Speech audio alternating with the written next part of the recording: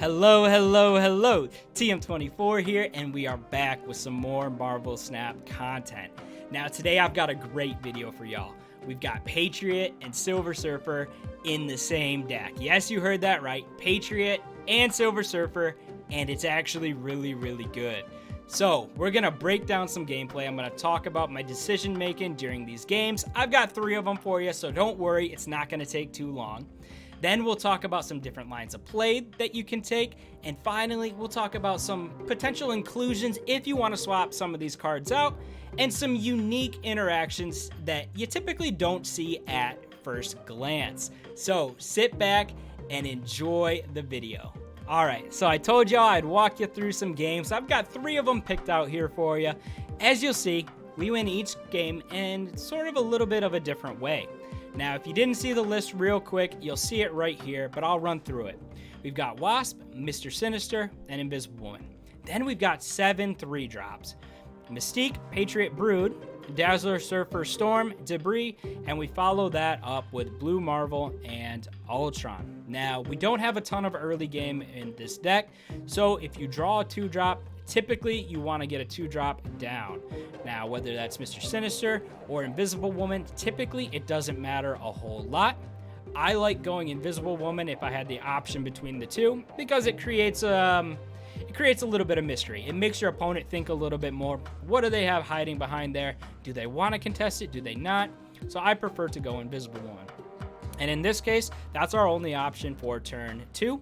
Now, Monster Island is the safe option, so obviously we're going to play it there. Now, 3 comes up, and we have a couple of 3-drops in our hand. We've got Dazzler and Brood ready to go. Obviously, we're not going to be playing that pig. Now, Nowhere hurts us a little bit. We've got a lot of on-reveal cards, but one that is not is Dazzler. So, that's why we decide to go ahead and get Dazzler down on this turn. Brood is going to be great for Luke's bar, because even though he's kicked back, Brood is kicked back to our hand, we still are able to get 2 of the Broodlings down. So it just makes sense to get Dazzler down into Nowhere. Additionally, we don't want to fill up Invisible Woman too early in case we have a nice run of draw and maybe we hit something like a Patriot into an Ultron. So we want to kind of leave a slot on Invisible Woman if possible. We do have Blue Marvel ready to go, so not a bad option to tuck behind Invisible Woman as well. So turn 4 comes around, and yeah, we're getting Brood down. Now, they have made some weird plays. White Tiger, Nightcrawler. They played the Psylocke earlier. I don't really know what they have going on, but we're not too concerned. We're still trying to stack some power, and Blue Marvel is going to come down, buffing everything up, so it's going to put us in a really nice position going into turn 6. Now, they moved Nightcrawler over into Luke's bar, but honestly, that is not a big deal for us. White Tiger came down again. They get a little bit of power over into Nowhere, but on turn 6, we drew the perfect card. Ultron popped into our hand. We're guaranteed Monster Island, and we've got a really good shot at the other 2 as well. So we play Ultron. They play Gamora in the only spot that they can. Got 14 power over there, which is not too bad, but Blue Marvel, Ultron both come through, and we're going to take all 3 locations and get a nice huge dub. Now, we didn't hit Patriot, we didn't hit Surfer, but it wasn't a problem. We still won the game. Now, this draw was pretty perfect. We hit Patriot, we hit Surfer, we hit Mystique, and on turn 1, we even drew Ultron as well. So we've got a perfect Patriot hand lined up. Obviously, the rickety bridge can cause us a problem, but we'll handle that when we get there. If we have to, we could sacrifice the drones in there just to make sure that location is clear. Tinker's Workshop pops up, so we might as well go Patriot and then copy Patriot with Mystique. This is looking very much just like a Patriot game. So that's what we do. Mystique copies Patriot, and we have a nice setup. Now, we make a really quick snap play here, Invisible Woman into Clintar. Now, the reason we did that is pretty obvious. Turn 4 turns it into a symbiote. The symbiote has no ability, which means it's going to be buffed by Patriot and Mystique, making that a really strong Invisible Woman. Now, turn 5 comes around, and we hit the perfect draw, Storm. We're going to storm the rickety bridge, knowing that we have Ultron and a Wasp as backup on turn 6. So we feel really good about where we're at because we're ahead in Clintar. They probably aren't going to play into the Rickety Bridge on 5 because they don't want to lose a card there. And they've only played one other card on top of Invisible Woman. And we know we have Ultron and Wasp ready to go. So we storm that lane and we get ready for turn 6. They do play Jubilee, which pulls a Morbius. So that tells me it's some sort of a discard deck. I'm a little worried about what's hiding behind Invisible Woman, but Ultron Wasp is still a super strong play, so we make it and we see what happens here. Those drones are powered up, 5 apiece. Wasp powered up, 5 powered there, 17, 14, and 22. It's time to see what was hiding behind Invisible Woman. And it's a Hellcow, which hits death, and the Living Tribunal. Hella comes through, pulls that death back, Living Tribunal splitting that power, and we end up getting a huge dub. So this time, we hit Patriot, and we won it with the Patriot, more of a Patriot line of play there. Now another location that pops up that actually helps us out, the Wakandan Embassy. We've got 2 cards that benefit from that greatly in Mr. Sinister and Brood, and we were lucky enough to have Mr. Sinister in our opening hand. So Baxter Building pops up, and we've got a really easy play here. It's turn 2. We can get 8 power into that middle lane already. So that's what we're gonna do. Now, I really liked this game because it made me think. It made me try and figure out how I'm going to win this game. And the cards that we had, finding a way that they can overlap and make sure that we still get the power that we need down.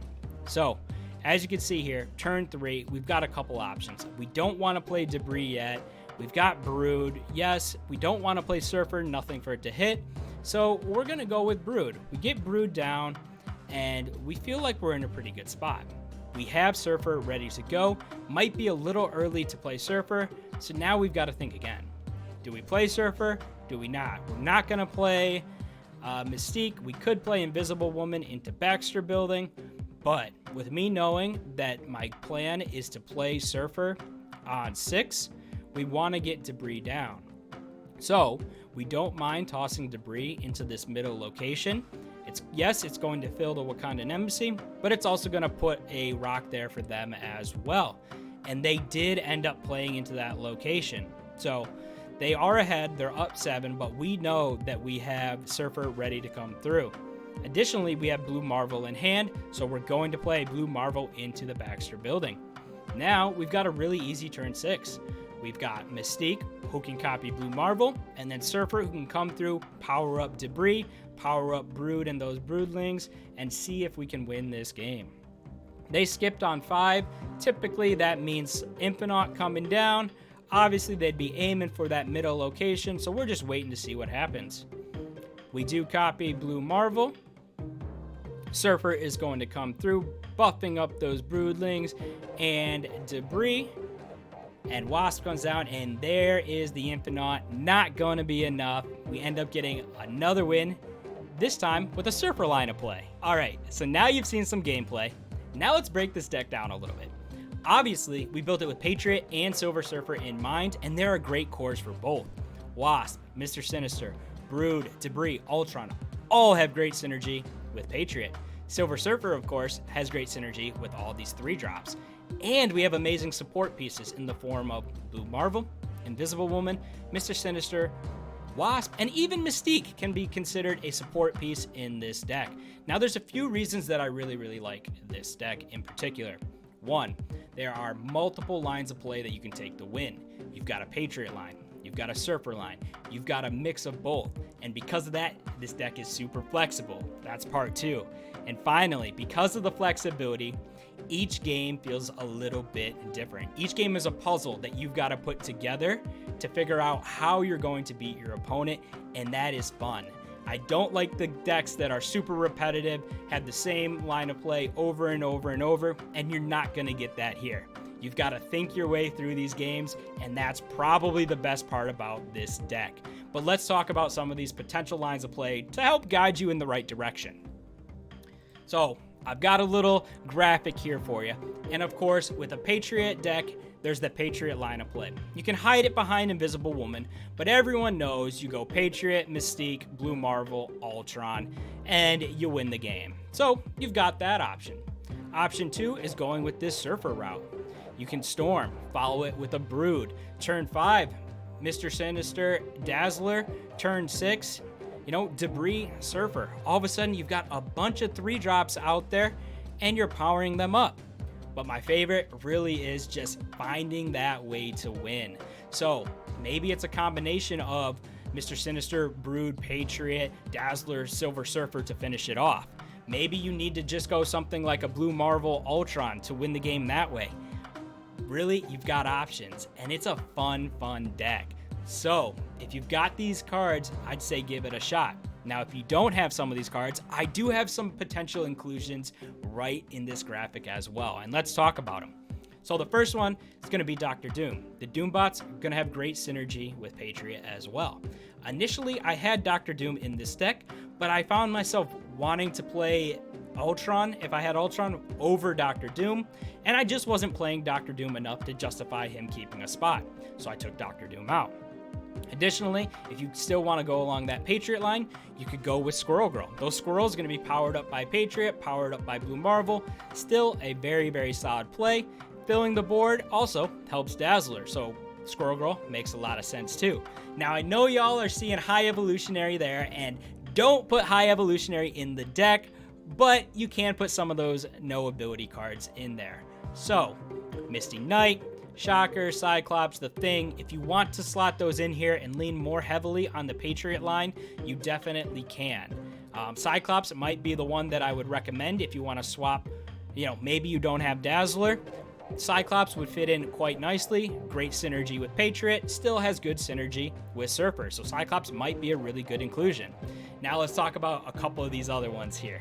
So, I've got Armor here, and I like Armor because, 1, there's a ton of Destroy going around, but 2, Armor can kind of protect a couple of our cards here. Dazzler can get pretty strong. Granted, she's probably not going to be strong enough to get hit by something like a Shang-Chi, but really, I enjoy Armor, so I feel like getting him down is great. So Armor, that's a great option there as well. If you want to lean a little bit more heavily on the Surfer line, something like a Juggernaut, so you can follow up your Storm and then Juggernaut to secure that lane, not a bad solution as well. Jean Grey, new card, great card. Also would fit very nicely in this deck. And a reason is, we've got a great way to fill that location quickly. Jean Grey, follow it up with the Brood, all of a sudden you're done there, you can focus on the other 2 lanes. You can still power that lane up with Surfer and Patriot, so forcing them to play on that lane while you start stacking power elsewhere is a great option as well. So those are a couple of the cards that I would look to switch out. If maybe you don't have some of these, maybe you don't have Dazzler, maybe you don't want to play Invisible Woman. Otherwise, I feel like most of these cards make a ton of sense, so I really like the core that this deck is. But I'd love to know what you guys think. Tell me what you think. Put it in the comments. If there's any other card you think would be a good fit, put it down there. If you try it out, let me know how it goes. I'd love to hear some feedback. I've had a ton of fun playing it, and I hope you guys will too. If you hung around this long, I do appreciate you watching the video. It really does mean a lot to me. If you haven't subscribed or liked already, now would be a good time to do so. And be on the lookout for more Marvel Snap content. But until the next time, have some fun.